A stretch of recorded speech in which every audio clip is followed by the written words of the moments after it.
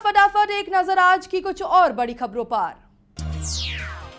गृह मंत्रालय ने बैठक में ऑल पार्टी डेलीगेशन में शामिल नेताओं के सुझावों को लेकर एक प्रेजेंटेशन भी दिया। गृह मंत्रालय की प्रेजेंटेशन में कश्मीर के वर्तमान हालात को लेकर अलग अलग पार्टियों का नजरिया बताया गया।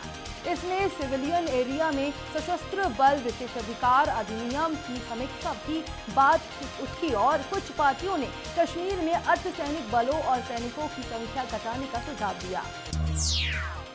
जम्मू कश्मीर के दौरे से पिछले हफ्ते लौटे सर्वदलीय प्रतिनिधिमंडल ने गृह मंत्री राजनाथ सिंह के साथ बैठक में कहा कि राज्य सरकार वहां के हालात से निपटने से असफल रही है।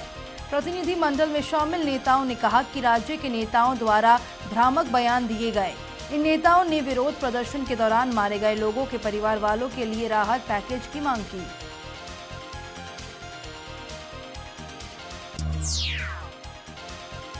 गृह राज्य मंत्री हंसराज अहीर ने कश्मीर में अलगाववादी नेताओं की सभी सुविधाएं वापस लिए जाने के मुद्दे पर कहा है कि आतंकियों और अलगाववादियों को एक ही चश्मे से देखने की जरूरत है। उनके खिलाफ देशद्रोह का मुकदमा दर्ज होना चाहिए। मोदी के मंत्री इतने पर ही नहीं रुके, उन्होंने अलगाववादियों के साथ आतंकवादियों जैसा सलूक किए जाने की भी पैरवी की।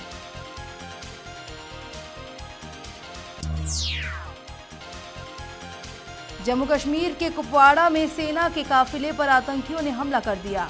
इस हमले में 3 जवान घायल हो गए। आतंकियों ने ये हमला बारामुल्ला कुपवाड़ा रोड पर स्थित लंगेट में हुआ। जब ये हमला हुआ तब सेना का काफिला कुपवाड़ा जा रहा था। फिलहाल सेना आतंकियों के सर्च ऑपरेशन में जुटी हुई है। जैन मुनि स्वामी तरुण सागर के खिलाफ आपत्तिजनक टिप्पणी करने के मामले में संगीतकार विशाल ददलानी को सुप्रीम कोर्ट से राहत नहीं मिली। सुप्रीम कोर्ट ने एफआईआर को रद्द करने की मांग वाली ददलानी की याचिका को खारिज कर दिया। आसियान और पूर्वी एशिया शिखर सम्मेलन में हिस्सा लेने के लिए पीएम मोदी लाओस की राजधानी वियंतियाने पहुंच गए हैं। यहां उन्होंने सबसे पहले जापान के पीएम शिंजो आबे के साथ मुलाकात की। प्रधानमंत्री यहां कई द्विपक्षीय और बहुपक्षीय बैठकों में हिस्सा लेंगे।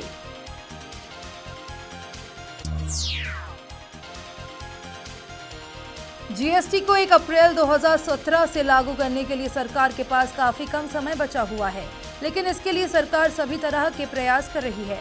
वित्त मंत्री अरुण जेटली ने इस बात का इशारा किया कि सरकार इसके लिए राष्ट्रपति से स्वीकृति मिलने के बाद इसको अधिसूचित भी कर देगी।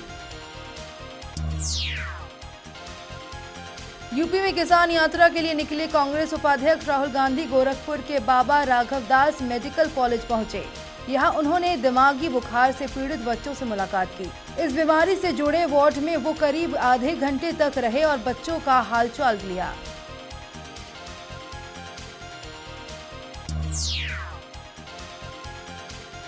सुप्रीम कोर्ट ने पुलिस सुधार की दिशा में एक अहम आदेश दिया है। कोर्ट ने अपने आदेश में कहा है कि देश भर के थानों में दर्ज एफआईआर को 24 घंटे के भीतर पुलिस या राज्य सरकार की वेबसाइट पर अपलोड किया जाए। तकनीकी दिक्कत आने पर भी एफआईआर को हर हाल में 48 घंटे के अंदर अपलोड करना होगा।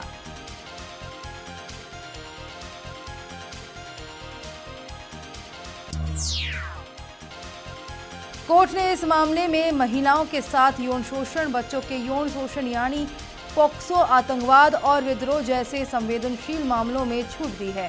कोर्ट ने कहा कि ऐसे मामलों में एफआईआर अपलोड करने की जरूरत नहीं है। सिक्किम, मिजोरम, मेघालय और कश्मीर जैसे राज्यों में 72 घंटे में अपलोड करने के लिए कहा है। अब बीजेपी दिल्ली के मुख्यमंत्री अरविंद केजरीवाल को घेरने की नई रणनीति बना रही है। इसमें केजरीवाल से हर सवाल का जवाब मांगने की तैयारी है।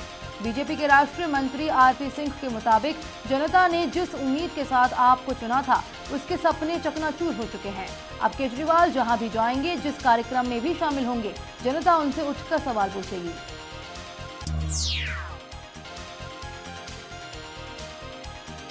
समाज सेवी अन्ना हजारे ने अपने आंदोलन की याद ताज़ा करते हुए कहा है कि अगर टीम अन्ना और इंडिया अगेंस्ट करप्शन नहीं टूटती, देश में बदलाव आना था। उन्होंने कहा कि अरविंद केजरीवाल में अच्छाई दिखी, सोचा वे भारत के लिए कुछ कर दिखाएंगे।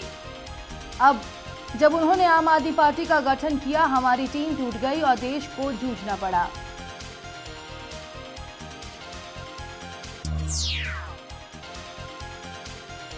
कर्मचारी राज्य बीमा निगम ने अपनी स्वास्थ्य बीमा योजना के लिए मासिक वेतन सीमा बढ़ाने का फैसला किया है। इसके तहत अब 21,000 रुपए वेतन वाले कर्मचारी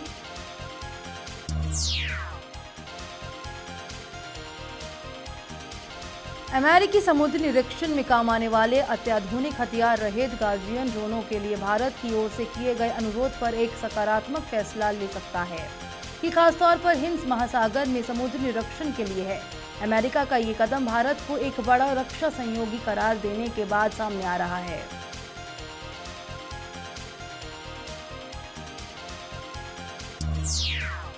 दुनिया की नंबर 1 युगल खिलाड़ी सानिया मिर्जा और उनकी चेक जोड़ीदार बारबरा स्ट्राइकोवा अमेरिकी ओपन क्वार्टर फाइनल में शीर्ष वरीयता प्राप्त कैरोलिन गार्सिया और क्रिस्टिना मेलाडेनिवोच से सीधे सेटों में हारकर बाहर हो गई।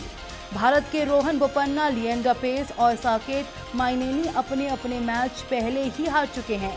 पहले सेट में दोनों जोड़ियों ने एक दूसरे की सर्विस तोड़ी। खबरों के सफर में फिलहाल इतना ही। देश दुनिया की पल पल की खबरों के लिए जुड़े रहिए मेट्रो टीवी से। नमस्कार।